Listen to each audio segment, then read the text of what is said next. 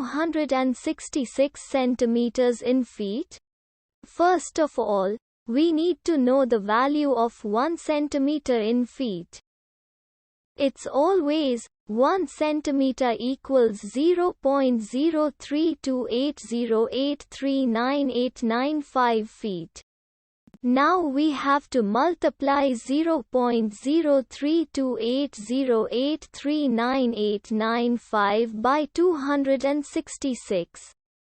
Therefore, 266 centimeters times 0.03280839895 feet equals 8.7270341207 feet.